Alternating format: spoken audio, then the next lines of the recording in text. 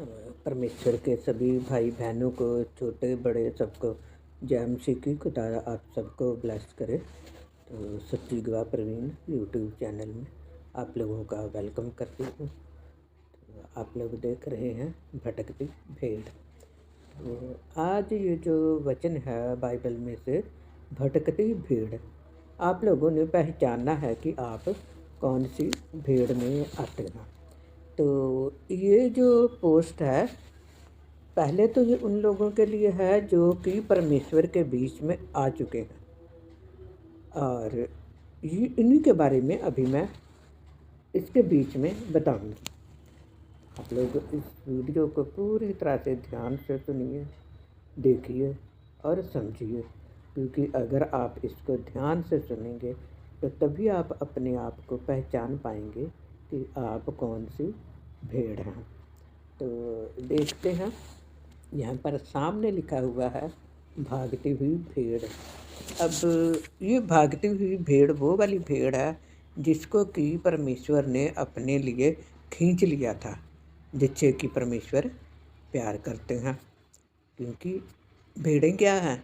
भेड़ें का अर्थ है जिन लोगों को परमेश्वर प्यार करते हैं, जो क्रिश्चियन लोग हैं। हो सकता है आपने वचन बहुत सुना होगा, लेकिन मैं हर वीडियो में यही बताती हूँ कि जो परमेश्वर मुझे अपनी आत्मा की सामर्थ्य के द्वारा अगुवाई करते हैं, मैं वही आप लोगों को बताती हूँ। तो आप लोग यहाँ पर देख रहे हैं कि जो भेड़ है वो भाग रही है। तो कहाँ है? इस तरफ उसके घास है, एक तरफ उसके बिल्कुल प्लेन जगह है, मिट्टी वाली जगह है। तो ये जो भेड़ है ये भाग रही है। परमेश्वर इसको पकड़ता है, परमेश्वर इससे प्यार करता है। और बिल्कुल इसी तरह के कुछ लोग हैं जिनको कि परमेश्वर बहुत प्यार करता है, और परमेश्वर उनको अपने बीच में, अपनी सामर्थ्य के बीच में भी रखना चाहता है। लेकिन जब वो लोग जरा सा बाइबल से बाहर, जैसे कि अपने मान लीजिए कि मसीही भाई बहनों से या किसी सेवक से अलग थोड़ा सा भी हो जाते हैं, या वो किसी अपनी जॉब के बीच में होते हैं, कुछ समय ऐसा आ जाता है कि जैसे कि 5-10 मिनट के लिए ही अगर वो इधर उधर हो जाए ना, कुछ लोगों के बीच में बैठ जाएं, 5-10 मिनट में ही उनका दिमाग जो है वो पूरी तरह से बदल जाता, और उन लोगों को इस बात का पता ही नहीं चलता कि हम लोग परमेश्वर की भेड़ें हैं। तो वो जो होते हैं दुनिया की अभिलाषा के बीच में, कुछ लोग पड़े हुए होते हैं। तो जब वो दुनिया की अभिलाषाओं में पड़े होते हैं, तो यही वजह है कि वो लोग भागते रहते हैं।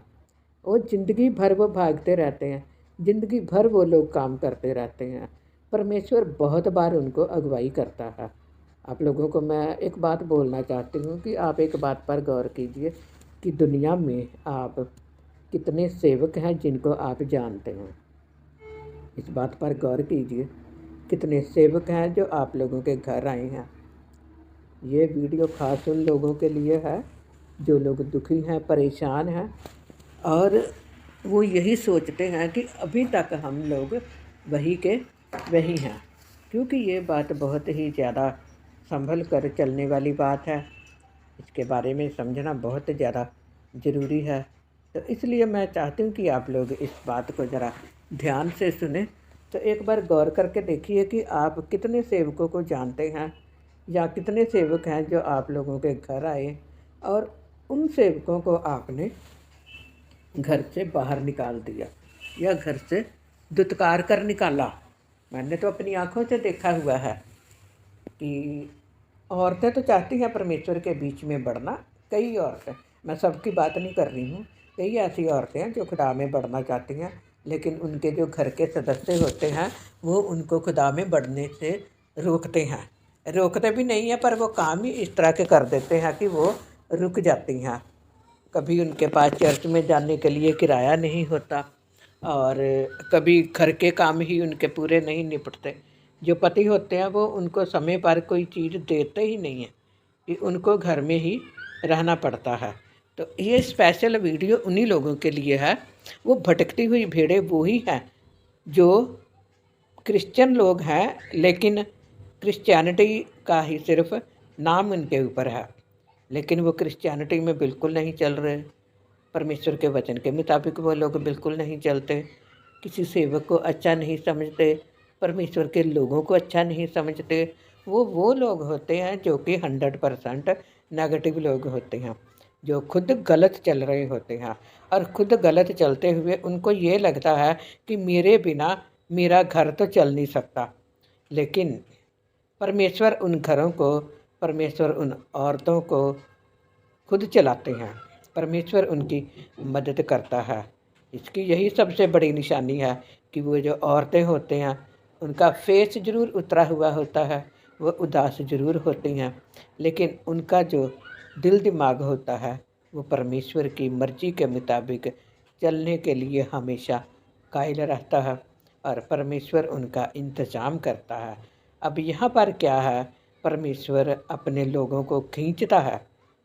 परमेश्वर खींचता रहता है, लेकिन उन लोगों के ऊपर किसी भी बात का कोई भी असर नहीं होता। बाइबल घर में रखी हुई है, बाइबल ज़रा सी सिराने भी रख लेंगे तो बाइबल के ऊपर कूड़ा पड़ा हुआ है, मिट्टी पड़ी हुई है, इस बात के बारे में वो लोग सोचते ही नहीं। तो आज इस बात पर एक बार ज़रा गौर करके देखिए, आपने कौन से पास्टर को घर से निकाला? अगर आपकी बीवी ने थोड़ा सेवा के लिए कुछ दिया है तो आपने उनको कहाँ पर रोका? आज जो वजह है जीवन में आगे ना बढ़ने की, वो यही सबसे बड़ी वजह है कि परमेश्वर को या परमेश्वर के लोगों को उन लोगों ने बिल्कुल भी इज्जत नहीं दी। अगर हम परमेश्वर के लोगों को इज्जत नहीं देंगे तो हमारा परमेश्वर हमें कुछ भी नहीं देगा। इज्जत तो बहुत दूर की बात है, वो कुछ भी नहीं देगा। मुझे भी थोड़ा इस बात के लिए बड़ी हैरानगी होती है और मैं इन बातों के बहुत खिलाफ चलती हूँ। जो लोग मुंह से तो बोलते हैं कि हम लोग क्रिश्चियन हैं, लेकिन वो क्रिश्चियन होने का एक उनके अंदर नाटक चल रहा होता है और यही सबसे बड़ी वजह होती है। उनके अंदर जो शैतान बैठा होता है उन लोगों को खुद ही नहीं पता चलता। और सचमुच में मैंने देखा है अपनी लाइफ के बीच में कि लोगों ने सेवकों की बहुत ही ज़्यादा बेइज्जती की है। क्रिश्चियन लोगों ने भी सेवकों की बेइज्जती की है और जिन लोगों को मैंने ऐसे करते देखा है वो लोग कुछ भी ज़िंदगी में नहीं कर पाए। कामयाब होना तो बहुत दूर की बात है, उनके घर के खर्चे कभी पूरे नहीं होते। वो लोग मकान ही नहीं बना पाए, यहाँ तक कि जो उनका अपना मकान है वो उसमें भी नहीं रह पाए। तेरे घर में कौन रहेगा? सब लोग इस गाने के बारे में बहुत ही अच्छी तरह से जानते हैं। या फिर कौन सलामत रहेगा तेरे घर विच आई खुदा। अब आप खुद ही जानिए कि परमेश्वर ने हमें घर क्यों नहीं दिया, अभी तक हम लोग धक्के क्यों खा रहे हैं। बहुत सी औरतें हैं जो कि अपने गलत पतियों की वजह से धक्के खा रही हैं और वो पति भी इन बातों के बारे में बिल्कुल नहीं सोचते। उनको सिर्फ अपनी ही पड़ी रहती है। उनको घर का सब कुछ याद आएगा, अपने सारे खर्चे याद आएंगे, लेकिन पत्नी का कुछ भी उनको याद नहीं रहता। बच्चों का कुछ भी याद नहीं रहता। बच्चों की स्कूल की फ़ीस जाने वाली होती है। सिर्फ उनको अपनी ही शौक़ पूरे करने की होती है और शौक़ भी उनके अंदर वो वाले होते हैं जो कि किसी लिस्ट में नहीं होते। मैं यही कहूँगी कि एक बार अपने घर में लिस्ट बनाएं। आपके घर का कितना खर्चा है, आपको कौन सा खर्चा है जो कि ज़रूरी है और कौन सा खर्चा है जो कि फालतू में है। आपके बच्चे आपसे दूर होना शुरू हो जाते हैं जब आप लोग किसी भी बात को पूरा नहीं कर पाते। तो बाद में आप लोगों को भी दुखी रहना पड़ता है, माँ बाप को भी बाद में दुखी रहना पड़ता है। लेकिन अगर बच्चे गलत चलते हैं तो माँ बाप वही सुखी रहते हैं जो परमेश्वर की मर्ज़ी के मुताबिक चलते हैं। तो ध्यान रखें, इस बात को ध्यान से देखिए कि ये जो भेड़ें हैं ये कहाँ तक भाग जाती हैं, इतनी दूर तक भाग जाती हैं। परमेश्वर की भेड़ें इतनी दूर तक भाग जाती हैं कि दोबारा उनको पकड़ना भी मुश्किल होता है। तो लिखा हुआ है, परमेश्वर की भेड़ें परमेश्वर का शब्द सुनती हैं। तो आज आप इस बात पर गौर कीजिए कि क्या आप लोग परमेश्वर का शब्द सुनते हैं? क्या आप लोग परमेश्वर को दिल से मानते हैं, या क्या आपके ऊपर परमेश्वर का अनुग्रह है? तो परमेश्वर आप सबको ब्लेस करे। वीडियो को ज़्यादा से ज़्यादा शेयर कीजिए। अगर आप वीडियो को शेयर करेंगे तो परमेश्वर आपकी ज़िंदगी में भी बहुत ही जल्द बदलाव लाएंगे। आपके घर में परमेश्वर बदलाव देंगे। Thank you. धन्यवाद।